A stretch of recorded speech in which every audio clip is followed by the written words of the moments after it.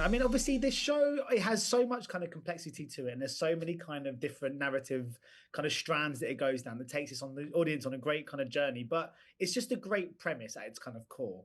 And I just wondered, obviously, as a kind of audience member, when someone says to you, "Oh, there's a plane full of dangerous convicts that just crashes into the wilderness," I'm just like, "Yes, please."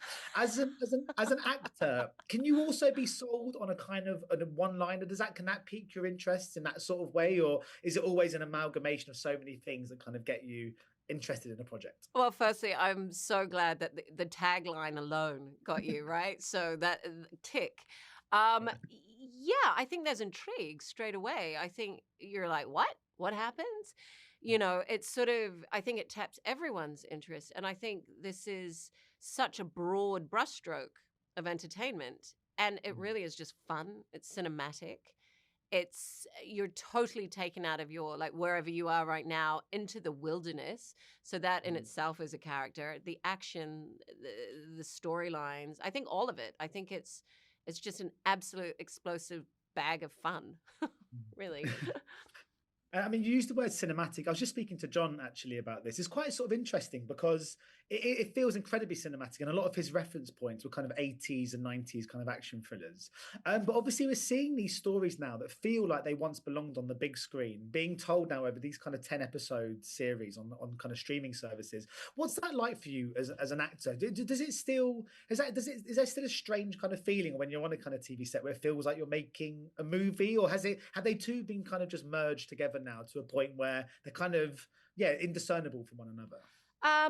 I think what I'm distilling from that question is more the fact that, as an actor, I've come from theater, I've come from doing low budget, I've come from doing indies, I've come from doing commercials. I think I did a Mars bar commercial back in the day, so yes, when you step onto a set like this, it's so exciting because we're not acting with a green screen. I'm not actually in the wilderness right now, by the way.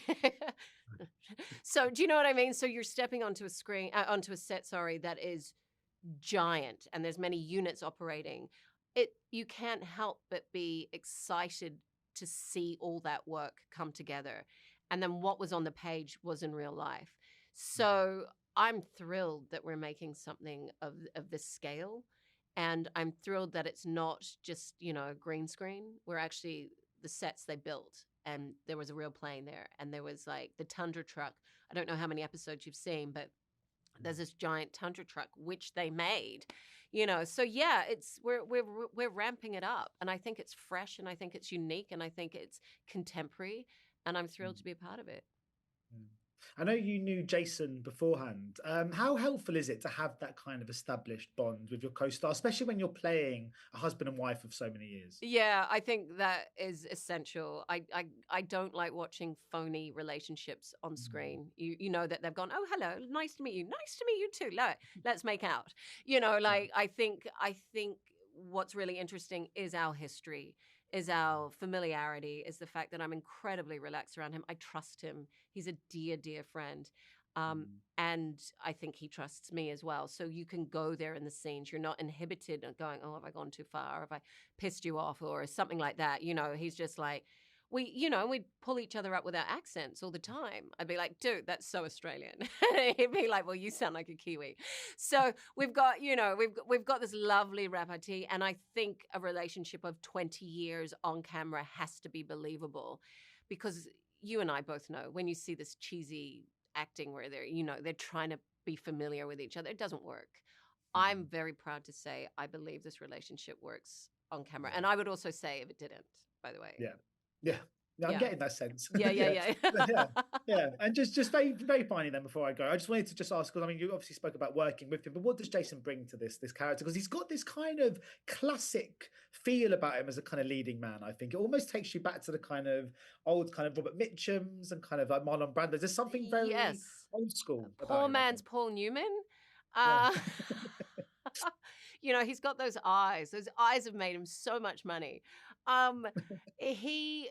Working with Jason, because yes, I do know him, he does have something. Without him, I truly believe there's only a handful of actors that could have played this role the way he did. You have to be, as Americans say, rooting for him. You have to really want to watch him to believe everything else that's going on, correct? So I'm really invested in who he is as a character, because he's the husband and he's the community leader. He's the marshal, yet he will throw somebody down in a heartbeat or shoot them.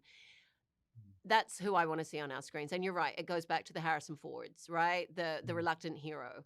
And that's what I think Jason embodies. And I told him, I said, I'm incredibly proud of your work. And he's like, oh, shut up, Kessie. But, I think it lands. Yeah, no, it really does. I think you're both wonderful in this. But thank you so much for your time you, honey. Thank today. you very And best much. of luck with the release of the series. I really appreciate that. Cool. Thank you. Ladies and gentlemen, you're watching Hey You Guys! Hey, you guys! Hey, you guys! Hey, that's what they all say. Hey, you guys! Hey, you guys!